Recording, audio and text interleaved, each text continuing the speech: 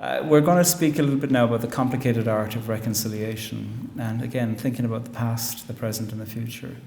And reconciliation is a gorgeous word. When Corrymeela was founded in 1965, because Corrymeela, the community of reconciliation that I'm part of and that I led for 5 years, is named after the land on which the house is built. Every piece of land has a name in Ireland. And the name is Corrymeela, and somebody said, it means Hill of Harmony. That's an absolute lie. They made it up. It doesn't mean Hill of Harmony at all. It means lumpy crossing place, which is much more appropriate. And reconciliation is painful. Reconciliation is demanding. Reconciliation is not a moment that you arrive at and then it's done. We perhaps would be better off talking about truthing and reconciling processes. And that isn't even brilliant, but it at least implies that there's some kind of conjugation of a verb that needs to happen in this context, that we need to see it as ongoing. Maybe we should say this decade's process, or this decade's moment of turning to this as a country, and then next decades, and to say the pain in this country, the dispossession, the seizing of land, pretending that it was there to be seized without treaty, and now in so-called peacetime without reparation. That needs as long as it took to get here for us to get away from it. Decades, centuries. Imagine what it would be like if there was a global process of truthing and reconciling to the female population of the world. Millennia. Many millennia.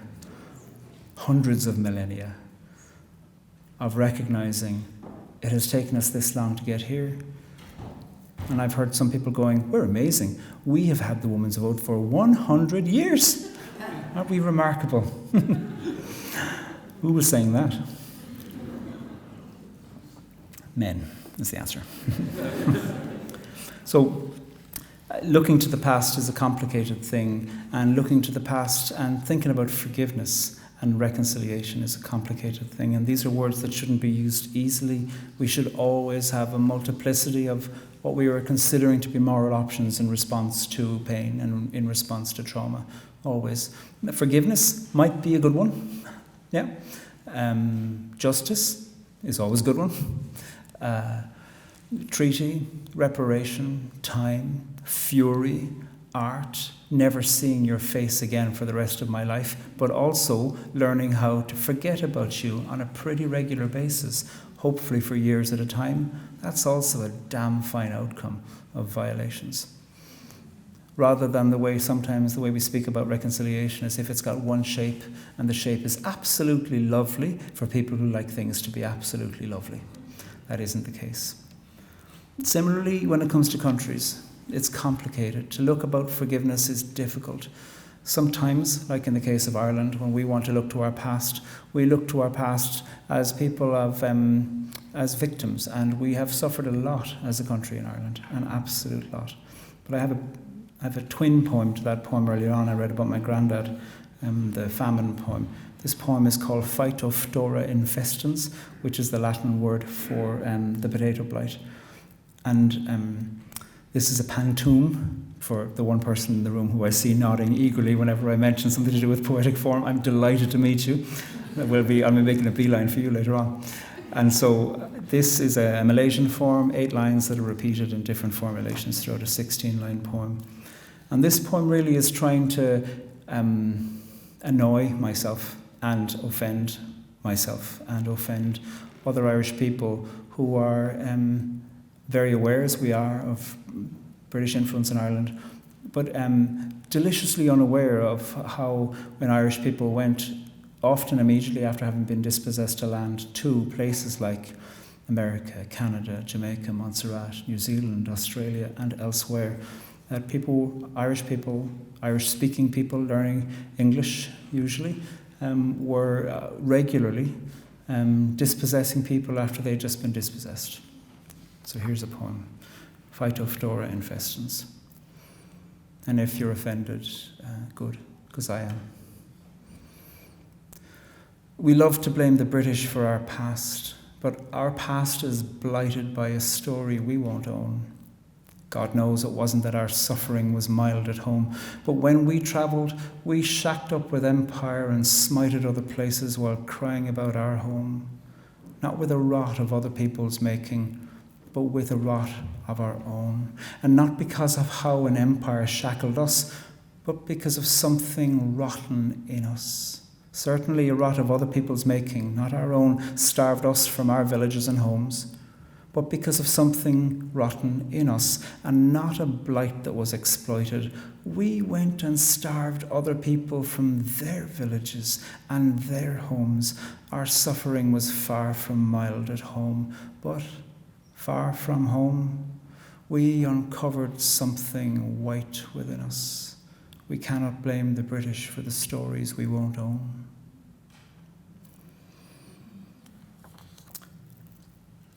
It's a complicated thing to talk about sometimes, and it's very important to say sometimes. People who have been in situations of having great pain inflicted upon their country or their identity or their people also have to look to the pain of the past for themselves as part of a process of reconciliation. I say that because I think it's relevant for Irish people to look at that, because it's true and important and validated. The magnificent book, How the Irish Became White by Ignatieff, is a disturbing and brilliant read for anybody who's interested in following that up. But I know that sometimes the idea of saying, well, we've all got things we need to be forgiven for, can actually be profoundly insulting to people who are coming to go, well, actually, no, our people didn't murder your people. Our people didn't steal your people's land. We're speaking your language, and our language is dead. All those kinds of things that you find in so many places. So I don't think that anybody who's in a position of power through their own history and privilege and narrative can ever diagnose, well, you need to be thinking about your forgiveness issues too. If forgiveness issues are needed to be thought about, well, then I think people from within that narrative need to reflect on it, rather than somebody who's coming from an inheritance of power being the one to diagnose it. That's a warning, because we can use forgiveness as a burden and as something the very opposite of anything virtuous. There's an important story, a few important stories that repeat themselves in Irish history about female leaders meeting female leaders. Grania Whale, I think in the 1500s, was a remarkable pirate queen from the west of Ireland. Grania was her name, and she wanted to be a pirate like her father. And he said to her, you won't be able to be a pirate because your hair is too long and it'll get caught in the ropes. So she cut it off. And Mhail is Irish for bald, so she's called Grania Whale, meaning bald grace is what some people call her, but Grania Whale is her name, or how she's known. And she had remarkable fortitude. She had a prophecy given to her by a local druid at one point, who said to her, one of your sons, whose name is going to be something like Ian, or I can't remember what the name was going to be, but one of your sons will kill your worst enemy. So she had 7 sons, and she named them all the same name, just to make sure that nothing could go wrong. One of her sons was captured by Elizabeth I, and she sailed across to England to meet Elizabeth I. Grania Whale spoke Irish and Latin. Elizabeth I spoke English, French, and Latin. So these two extraordinary women spoke in Latin to each other. It's said that when Grania Whale walked into the room, she sneezed, and one of the ladies in waiting gave her a silk handkerchief, or a dainty handkerchief, and she blew her nose very loudly into it and cast it into the open fire that was in the place. I'd love to see somebody make a film of it. It's in Latin. It's simply, not that I speak no Latin, I just think it would be magnificent to hear a language of power being spoken in such a way. Needless to say, the son wasn't released. Grania Whale's son had been captured, or somebody belonging to Grania Whale had been captured by Elizabeth I, and they said they'd do it, but they didn't. And then in 2011, Elizabeth I came to visit Ireland. Or Elizabeth II came to visit Ireland, and it was a remarkable visit, a return visit, the first visit of a monarch to the Republic of Ireland. And when she arrived, she went first of all to the Garden of Remembrance, bowed her head while a beautiful poem was read in both Irish and English. and Mary McAleese was the president at the time, two powerful women meeting each other, speaking each other's languages, because later on that night, Elizabeth II stood up to make a speech at a royal banquet being given, and I was watching it on television, and as she was standing up, I thought, what language is she going to speak? And of course, if she was in France, of course Elizabeth II would speak, say, a greeting in French, if not the whole thing in French. I think she speaks French well, but if she was in any country, you'd expect at least formalities to begin in that language. But for Irish people to hear our language being spoken back to us by a person who is not personally responsible, but certainly on the level of representation, you're hearing a representative of an old power that hurt us profoundly linguistically. And she did start off in Irish. She said beautifully, President and Friends. And Mary McAleese, the Irish president, was on mic. And Mary McAleese said, wow, which is the very kind of presidential thing to be heard over saying. And I thought it was magnificent. And I heard her wow in the midst of weeping in Belfast, overwhelmed. I've got a frog in my throat, not a virus.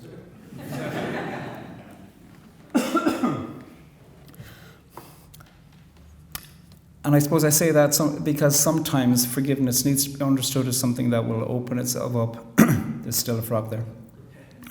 Forgiveness needs to be understood as something that will open itself up slowly by slowly. I think I'm going to need some more water. Thanks very much. Forgiveness can be understood as something that will open itself up bit by bit, supported by public gesture and reminder that I still mean it and it's still important to say, and I'll follow it through with action and truth-telling, but also public acknowledgement and change and reparation and policy and doing things that might make people think, oh, for God's sake, isn't that a bit too much? Didn't we do that last year? Go, no, well, let's do that for the next 200, why don't we? Are you coming to me with a lozenge? A fisherman friend, a gesture. From me. How amazing. Aniseed, my favourite. Amazing. Check it out. I'm coming back. Now you'll get to hear me sucking on a sweet on a microphone, which is obviously your deepest desire.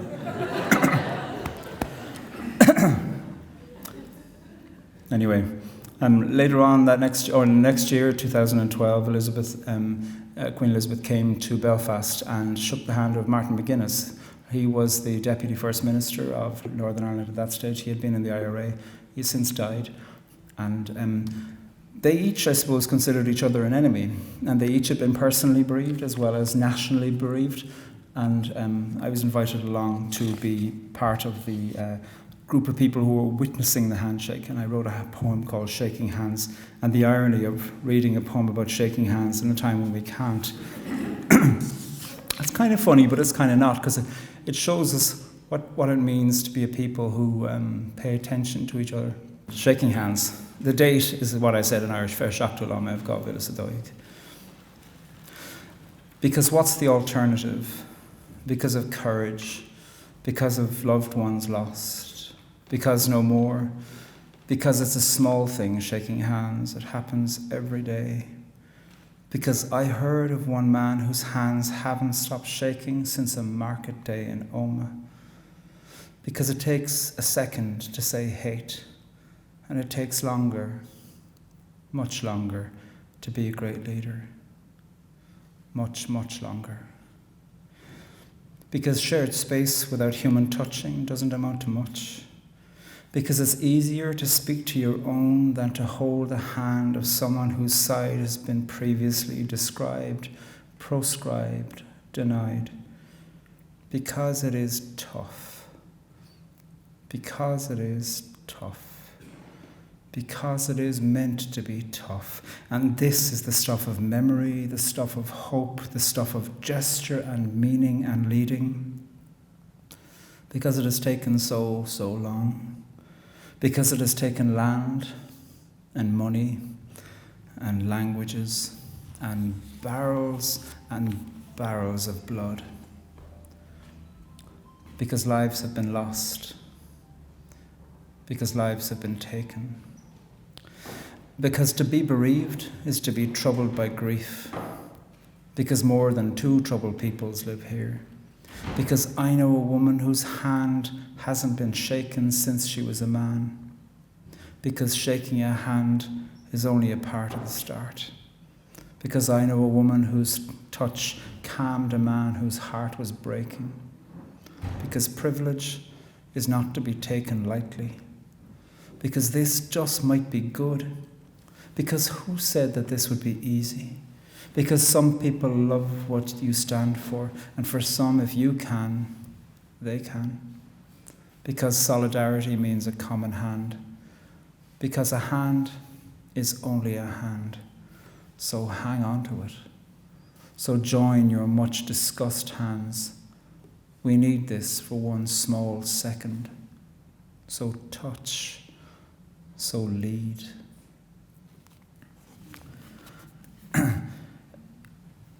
Gesture is never the final word in a question of serious reconciliation, but it's not a bad thing to include. Gesture, in a certain sense, is a form of public art. It might be done through policy, it might be a little bit pompous, it might be this, that, and the other, there might be fancy, pre-described speeches being given, but nonetheless, it's important because there's a public record being given and people can turn back to that. It's only made really important if something's followed through, however. It becomes very flat very quickly if it's considered to have achieved everything. It's simply there to support. It can be a great moment, a great small festival of something, the likes of which is meant to continue year on year on year for many years to be remembered. Here's another, it's coming on. Forgiveness is another story of forgiveness I wanted to tell you, is a story of extraordinarily gracious forgiveness, and it was safe forgiveness because people were able to do it, and not everybody has to do it. I think forgiveness is rarely a beneficial thing if people feel forced into it. A number of years ago there was a young woman in her teens who was killed in Belfast by a bus that was making a corner. It was spectacularly poor civil engineering in the way that buses had to turn a sharp corner right in the city centre, and so often the corner of the bus, as it was swinging right around, would go on to just over the corner of a very low footpath. It was a footpath that was kind of sloping down. So she was standing on the footpath coming up to Christmas. Ciara Parks was her name, and the bus was swinging around, and the buses wouldn't be going fast, but of course when a vehicle is turning, it's going at the turn is happening at a higher velocity. Anyway, she was killed, and it was tragic, and it was gruesome the way it happened. And her form teacher phoned me up a few weeks later, and he said to me, I don't know what you're doing on Monday, but you have to cancel it. We're friends. You can kind of be obnoxious like that to friends. He said, I don't know what you're doing on Monday, but you have to cancel it because the rest of Ciara's form class want to write a letter to the bus driver because they've been thinking about him for weeks now, and it's your job to help us. So cancel whatever you're doing. And I was doing something that I didn't think I could cancel, but that kind of summons, came with the sense of to go, my God, yeah. So I told the people where I was supposed to be, I've been asked to do this, and they were like, go, of course. So I went and I sat down with the class and we had a chat. They loved Ciara. She was a great friend. She was a fantastic, easygoing challenger of bullying.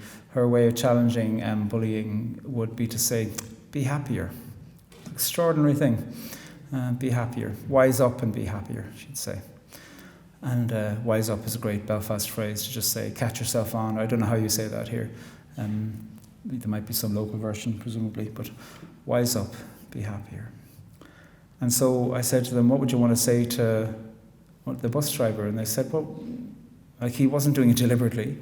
We know his life's fallen apart. We know he'll probably never drive again. We'd be happy if he drove again. We'd get into a bus if he was driving it. Because the rules were changed very quickly in Belfast. The buses don't go that way anymore.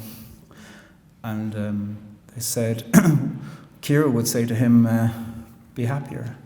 And they knew that probably wasn't going to be possible. But they nonetheless understood that there was something really important that they could say to him. a bunch of 16-year-olds. So I said, well, will I just write out while you talk? So they spoke, and I wrote it out, and then I gave it back to them, and they wrote it out, and they all signed it. And they sent it off. And I came away from that day feeling like I was just the observer of people who were doing something utterly uncalled for. And he had done nothing wrong. And sometimes forgiveness can come as a gift, even when you know you've done nothing wrong, but nonetheless you hold something terrible against yourself. And even if that's needed like that, how much more so when people have done something wrong and refuse to hold it against themselves. Anyway, a few weeks later, the teacher called me up and said, oh, there's a letter back. And the letter, I read it, it's private, it's beautiful. And he thanked them and he said, I'll think of you every day for the rest of my life. I believe that was true. I imagine he still does. And forgiveness can draw out something really powerful in us when it's free and safe to give. Nobody in that class was demanding that the family write such a letter. Nobody in that class was demanding that anybody else write such a letter. They just wanted to write it themselves. It was one good response amongst many. A life of grief and visiting her grave every day, every week, as often as you want, is also a good one. A life of never getting back in a bus is also understandable. And, I wouldn't say, only for a while though. Who am I to know? What would I know about losing a child? And so there's something important to recognize that forgiveness must come in all kinds of ways, and that forgiveness and freedom have something profound to say to each other. And those young people were free and safe enough to be able to do that. And when forgiveness is neither free nor safe, it's probably not forgiveness, it's something else. As we think about the complicated art of reconciliation and think about the present, really in many ways I've been talking about this over and over. A number of years ago I was sitting around a table, it wasn't that long ago, maybe 6 or 7 years ago, sitting around a table and there was a bunch of us there. There was a fellow who was a friend of mine who was in his 20s. There was another person who was a friend of mine who was much, much older than all of us, who was a renowned person in the peace industry, peace negotiation, the response to the Troubles. And there's other people there too.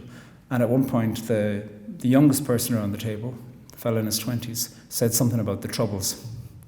And I suppose he'd been born maybe in the 90s, maybe, or the late 80s. And the older peace man said, what would you know about the Troubles? You're far too young to know about the Troubles. And then this happened. This poem is called Not Yet.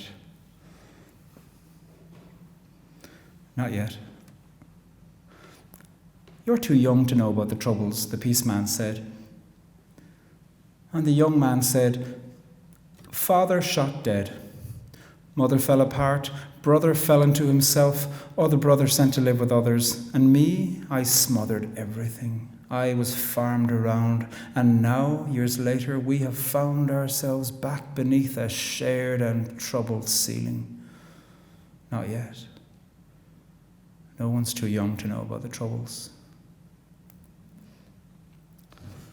When it comes to thinking about questions to do with reconciliation, it's a complicated art to recognize that the people that you think who have been hurt, it's not everybody who's been hurt.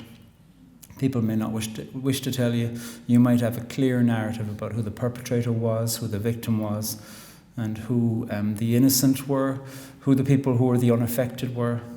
You might have absolutely no idea. And this young man, whose details I changed totally, because were I to keep the exact formulation of family members in there, people would have gone, dun, dun, dun, dun, dun. I know who the family are, and so that wouldn't have been fair. Mind you, I did say it to my friend, and he went, I'd have been thrilled if you get all the details in, but I just thought, well, that's his to say, but not necessarily his own family, the rest of his families. Things stretch on for as long as they take. Pain will take as long to de-escalate as it took to escalate on serious, serious levels. Colonization takes a long time to dismantle. The strange thing is that sometimes colonization can seem to be built up very quickly, last a very long time, and then we imagine that it can be undone very quickly, and then it's done. Magnificent. We're in a post-colonial world now, apparently. magnificent. All those languages that are eradicated are back. All those traditional lands that were held are also back. People are free to consider what form of governance and power and decision-making structures that we know are inherent in the languages that we speak are all living and thriving in our post-colonial world. Well done, everyone. You've done brilliantly. I'm obviously being an idiot. And I don't know what it means to look at reparation. I don't know what it means to say, well, what changes, serious, do we need to put in place? But the changes that have been done are so serious as to be the genocide and decimation are the only right words. So the changes that we put in place should hurt. They really should. You know, calling a place a new name in an original language doesn't hurt. It's just awkward if that isn't your first language. That's not pain. Anybody who's suffered will tell you what pain is. Anybody who has had their language removed from them will tell us what pain is. We know this from both sides, I'm sure. People here have been on the side of receiving this and on the side of benefiting from it, not necessarily doing it ourselves. We know this from multiple sides. And we hope, I hope, and ache that the complicated discussions about what does it mean seriously to take the ethic of living together in the here and now, doing as much as is possible in the here and now for a very long time, look like to find some cohabiting together in the places that we are. When it comes to thinking about time also, and thinking about pain and forgiveness, I recognize that people will need to carry protections for a very long time. There's a story told about Corrymeela in the 1970s when so many people were being put out of their houses in the early 1970s in Belfast. People would be told, you know, usually it was that your husband is suspected of being a traitor, or your wife or a woman living in the house is suspecting of being a traitor, or you know, all kinds of accusations would be made about being a traitor, and people would be told you have an hour to get out of the house before it's set alight. And so they'd have an hour to pack and go. And Corrymeela had a bus and would drive to people's homes if they were called, and would pick them up and take them to Corrymeela for a period of time before people would organise something else. Devastating to have that happen to your family. It's discovered and estimated now that fully half of the IRA Council were probably informants to the British government. So, it wasn't like there was only a few. And presumably many of the people accusing others of being informants were informants themselves, who were doing that to cover their own back because they were likely of being found out. And so you see the dirty-handedness of everything that's happening in this. A woman was given a short amount of time to get out of her house, and she came up to Corrymeela. She was picked up in that bus, and she had absolutely no idea who these kind of well-meaning ecumenical Christians were, who were saying, oh, we've got a place where you can stay. Lovely, lovely. She's in panic. You know, she's just taking the first thing, but absolutely no idea. Are these people trustable? Who are they? Are they a cult? These are serious and important and good questions to ask. Will they allow me to leave? You know, all those serious questions. Anyway, so she packed bags hurriedly for herself and her children, and she packed a hatchet also. Put it in her bag, thinking, I'm not sure what's going to happen in that place. I need to be prepared. And I think about that hatchet so often. We use the phrase when we talk about forgiveness, bury the hatchet. I think sometimes we need to use the phrase, pack the hatchet. Not because I'm advocating violence at all. I should make that very clear. God only knows what she would have planned to have done with the hatchet. Do you know? I don't know that it was a particularly huge one, unless she had an enormous suitcase. Do you know? Anyway, but it's a symbol for me of being ready to say, I have learned something from this, and I need to have something in my future to be prepared, and I need to, unfortunately, ask new questions now as I come to being a responsible person.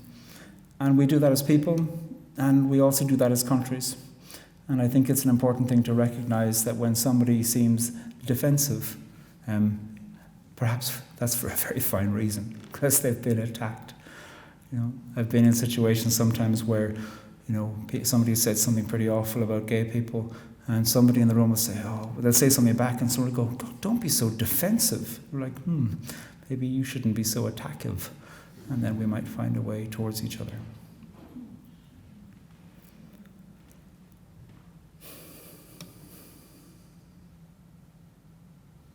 I've written down here, reconciliation isn't about being dangerous. I think I meant to write down in my notes, reconciliation is about being dangerous, but I don't know that dangerous is the word. I think there is always going to be a risk. There will never be the moment when you're engaged in a process of reconciliation and dialogue with each other where you think, okay, everything's planned.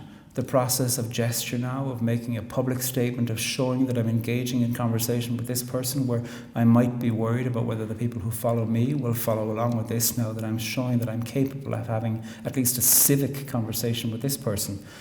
That will never be perfectly predictable. That will always need to be led into in families, in processes where churches are deeply split, in processes where communities are deeply split. I'm not only talking about major international pains, I'm also talking about the kind of pains that can split a community, split a village. There's always going to be the need of somebody to say, but here's something I want to try. It isn't to say that everybody has to do it, but it is to say that it should be okay to say, I want to take this moment now to try something here. And that is always going to feel like a risk. And even if it's so-called successful, probably afterwards you'll regret it, and then you'll be glad, and you'll regret it, and then you'll be glad. There's a cycle. That's always the way. And that's fine. When you say, I've forgiven you to somebody who you've forgiven for something serious, there'll be tomorrow when you won't, and then tomorrow when you will, and then tomorrow when you forget about it, and then the day when you remember it and think, have I or haven't I yet? You live with it. It comes back. It's the same with people, it's the same with countries, it's the same with all these things. And we need to find ways, I think, in our public processes of practicing this complicated art of reconciliation, of recognizing the circular nature of these things. They come, they go, and that's fine. And that there's wisdom actually in returning to the anger and returning to the dignity of saying, I don't want to forgive, I don't want to be reconciled. There's wisdom in returning to that, knowing that it's a cycle. Going, well, the next time I go back to that, I wonder what questions I'll ask myself. Not to force myself out of it, but to see what the landscape is from here. And does it look any different to how it looked the last time I was here? Wherever we are on that way. And I think that is the complicated art of forgiveness, is to recognize that we're in a relationship with it. It isn't to just settle down and to accept something that's unacceptable when it comes to serious processes that need to be advocated through with policy. But even when the policy is all done, we'll still need to continue to ask questions of ourselves. The Corrymeela community was set up in 1965 by Ray Davey, a Presbyterian minister. He had seen the devastation of Dresden. He had been a prisoner of war outside Dresden when it was firebombed. And that experience showed him that the idea of annihilating your enemy in the name of peace is probably something that human beings continue to return to and would return to in Ireland. He became a chaplain in Queen's University from 45 to 65, at which stage a piece of land became available with a house on it.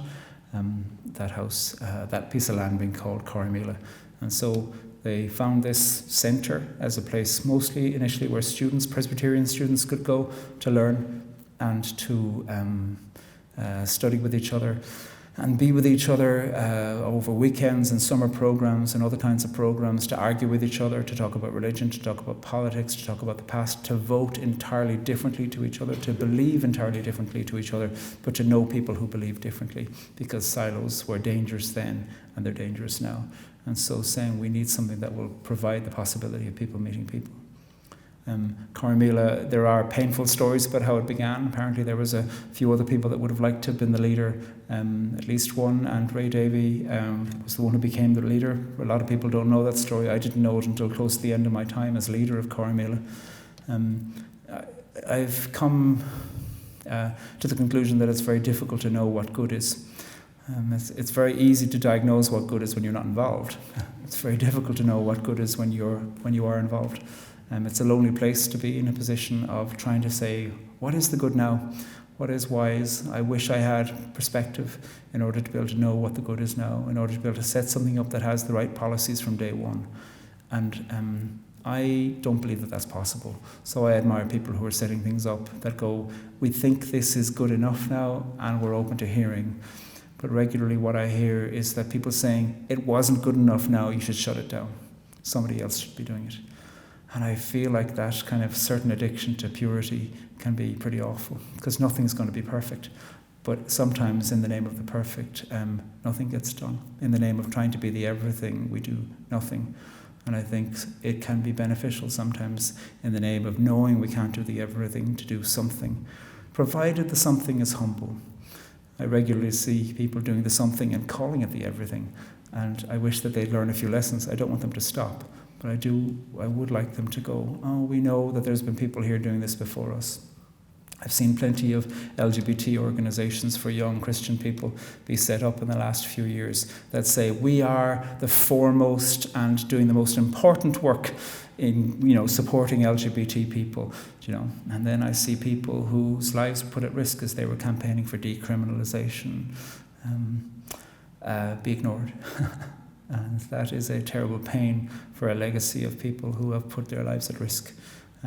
To see. I've seen this happen in so many places. I'm very involved in the LGBT and faith advocacy sector, and so I've seen it happen in many jurisdictions where the brilliance of the latest idea, of the deepest engagement, of the policy change, of the whatever, the brilliance of that, people have mistaken the brilliance of it to think it's the brilliance of everything, instead of going, oh, we're another piece of the jigsaw. Fantastic. There'll be another piece after us. We hope they'll remember us in the way we remember the others. But often there's arrogance that creeps into all those places. And we fight amongst each other. And then the people who hate us are delighted to go, look at them. They can't even agree with each other. Divide and conquer, working all over again. It's terrible. We're doing it to ourselves. And so I think that we need to be very aware in being present in the moment, even with an idea that's innovative and that part of the idea hasn't happened before in the complicated art of reconciliation. There should be the deference to say, people have been doing this before me. I hope I know them and can give them the honour. But even if I don't, I should make sure to always say, people were doing this before me. And there should never be the need to prove the perfection of the original group. The original group is probably as flimsy and awkward and complicated as any of us. When I was leader at Corrymeela, I was leader during the 50th anniversary, and I was present at a luncheon, where as many of the original members who were alive and were mobile were able to be there. One of the original members wrote to them all, and he said, 36 of us are alive. No, he said 42 of us are alive, but about 9 of us are barely able to move. So I propose that the other 33 of us meet for luncheon. Here's the time. It was a very easy, straightforward man. And they all arrived, and they spoke about bravery, and they spoke about being young people, being part of something, and then they spoke about their ailments and their sore hips. And I was a third of the age of many of them, and it was overwhelming and brilliant and moving. And I met people who were held in the most enormous esteem, a founder of Corrymeela. I'm saying, we hadn't a clue what we were doing. But thanks for remembering us. And here's the people you're not remembering. And here's the way that you've made the story of its founding a little bit too sparkly. Tell the unsparkly bits. And I found that to be really important in the complicated art of reconciliation. We often want the complicated art of reconciliation to have a shiny ending. It usually doesn't. Community, whether it's a yoga group or a Christian group or a peace activism group or any kind of group, can make great promises, and we can invest community with the deepest yearning to belong that we have. And I think one of the only things that community will provide is disappointment. And that is an important thing to say.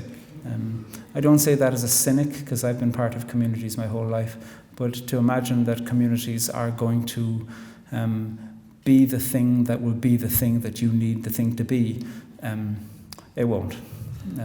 There's no replacement for the inner life.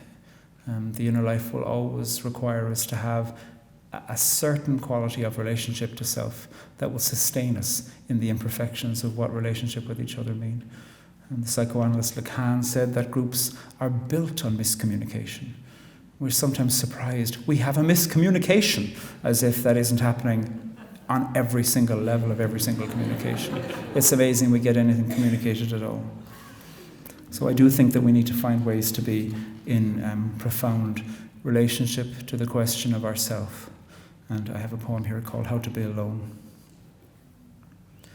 How to be alone. It all begins with knowing nothing lasts forever. So you might as well start packing now. In the meantime, practice being alive. There will be a party where you'll feel like nobody's paying you attention. And there will be a party where attention's all you'll get. What you need to do is to remember how to talk to yourself between these parties. And again, there will be a day, a decade, where you won't fit in with your body, even though you're in the only body you're in. You need to control your habit of forgetting to breathe. Remember when you were younger and you practiced kissing on your arm? You were onto something then. Sometimes harm knows its own healing. Comfort knows its own intelligence. Kindness too. It needs no reason. There is a you telling you another story of you. Listen to her. Where do you feel anxiety in your body? The chest, the fist, the dream before waking, the head that feels like it's at the top of the swing, or the clutch of gut like falling and falling and falling and falling. It knows something. You're dying. Try to stay alive. For now, touch yourself. I'm serious. Touch yourself. Take your hand and place your hand someplace upon your body and listen to the community of madness that you are. You are such an interesting conversation. You belong here.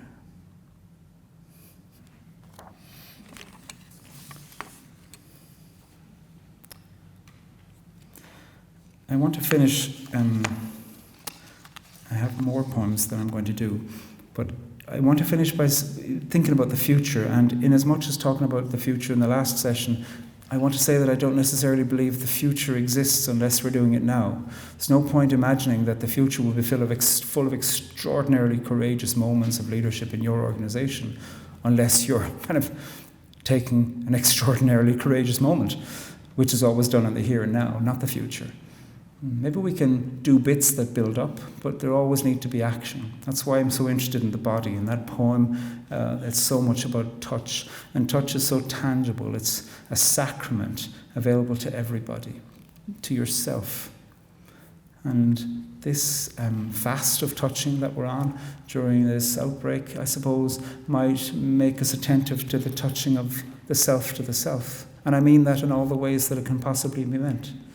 Because we need to find a way to speak honestly about the sexual touch of self to self. We need to find ways about the pleasurable touch of self to self, about the hateful touch of self to self, and find ways to have that conversation with the community of madness that we are, in order to consider what might it be like to have that conversation with others too.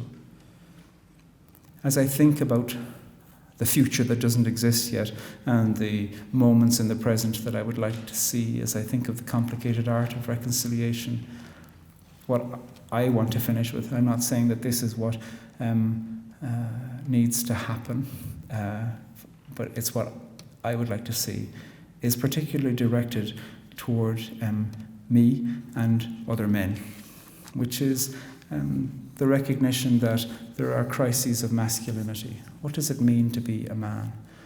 Somebody recently was speaking to me about ordinary men. I was like, right, tell me about ordinary men. Well, like, men who are being ignored now because people are challenging them. Right, okay. I wasn't an ordinary man. I was a faggot before I knew what a faggot was.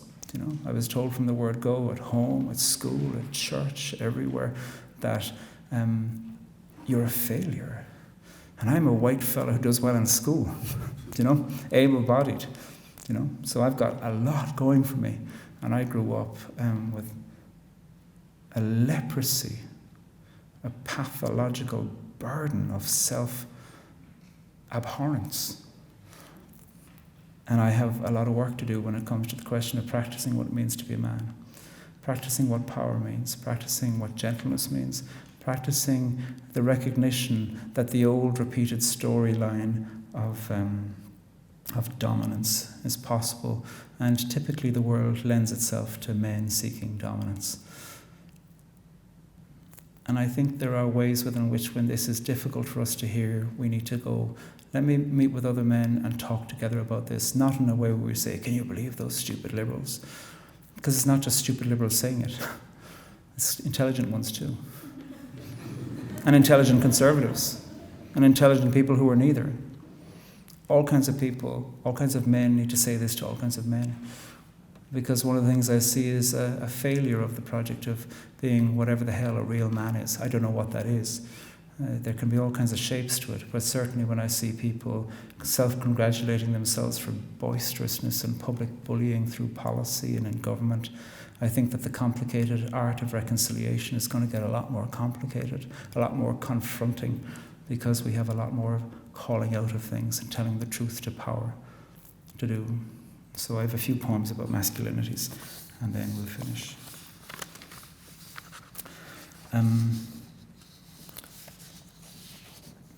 I was in a bar in Birmingham ordering a pint, and I live in the north of Ireland where sterling, like British money, operates, but Northern Ireland and Scotland can print their own. If any of you have been there, you'll know this. And if you go to England and you've got a £20 note from a Northern Ireland bank and you go to buy a pint with that regularly in England, people are like, oh, that's Irish money. You're like, no, it's British money, for God's sake. Do you not know anything about your history? So Scottish people are the same. When they bring Scottish £20 notes down, people will say, oh, we can't take Scottish money. You're like, of course you can. Like, it's called the United Kingdom for a reason. Anyway, I was in a bar with a friend on a Saturday, sunny Saturday afternoon. Truth be told, we were avoiding a theological lecture on Trinitarian theology, and given by a very eminent Dominican priest who I found absolutely bewildering. So a few pints for the afternoon was much more preferable. And we went in, we paid no attention whatsoever. We just walked to the nearest bar in Birmingham. And I said, first rounds on me, because there were going to be many. And my friend went and sat down, and then this happened. The poem is called Enjoy Your Pint. At the bar in an unknown part of Birmingham, I bought 2 pints and paid with paper money from the northern part of Ireland. That's not British money, the publican said. And I said, yes, it is. You'll see the royal head if you hold it to the light. And a man standing right beside me turned to me and looked and said, so you're from Northern Ireland. He was wearing denim jeans and a denim jacket, tobacco fingers fixed around a half-drunk pint. He locked his eyes on me and moved so near I could have kissed him. Whose side are you on, son? He whispered. Whose side are you on? And I didn't know the landscape of belonging in this part of England. I hadn't seen signs enough to know whether hope flew for the orange or the green. He continued to look. He continued to keep close. And I said, I hope for peace. And he said, that's a clever answer, son. That's a very clever answer. And I said, I know. Enjoy your pint. And I got up to go. It's pretty much word for word what happened. I was shaking because they were so threatening. I went down to Martin, my friend, shaking, sat down, took a drink, and he said, what was that? And I told him, he goes, let's go. We then began to look around the pub and realised we have chosen the wrong pub. And we were so shook. Birmingham is an extraordinary city. I love it. So many cities in England I love. But instead of finding another pub in that fantastic city, we went back to the theological lectures. Like idiots. It's the intimacy that's involved in violence here, in this, that I suppose I'm curious about. the close personal intimacy. Like, honestly, I could feel a whisper of his lips on my cheek. Like, he wasn't planning on kissing me. What would have happened if I had? Was this some homoerotic playing out? What is the strange masculinity of intimacy that's involved in these games? What's going on? And this both infantilization and familiarity in this word son. Whose side are you on, son? And then that's awful setting up of a test that I don't know how to pass. That's a clever answer, son. That's a very clever answer. I don't want to pass your test. I don't want to be in your test. What is that? Why do we do that to each other as men? I'm not going to say that women do or don't do that, or that there's other ways. That's not my interest, really. My interest is for men to think about the way that men behave and to speak to other men when men are behaving in the way that men behave. Why don't we do that? I don't mean to shame people and to call people out and to say you're out of the friendship group, but to say, what's going on? Like, do you know, I'd like to have a conversation instead of us sitting here laughing at trans people, or sitting here saying whatever it is that's going on, or sitting here laughing at people who vote for the Conservative Party as if they're idiots. Why do we need victims so often? I've heard so many people say society's built on organised groups of people always requiring a scapegoat that they sacrifice in order for their own purity. The stories of those are mostly written about men, so I'm not entirely sure it's fair to say societies are built like that. And they're often written by European men, so I'm not sure it's fair to say that all societies are like that. I think it's interesting to reflect on white men. What's our practice of ourselves? Because I like being a white man, and I plan on continuing to be one. But I do hope that there can be a joint project of it not being seen as a failure of the project of masculinity, as we look at the complicated art of reconciliation and pay attention to the impact that white men, gay and straight, bisexual too, have done in the need for reconciliation in the world. There's requirement. And I have come to the conclusion that gentleness is a kind of strength that's worthwhile trying to practice and cultivate, whether it comes naturally or not. It isn't a bad thing to try to put into a day. I'm getting very, very friendly smiles from Philip in the back, which I think is an invitation to stop delighting you. That's a little quote from Pride and Prejudice. You've delighted us long enough. So thank you for your attention.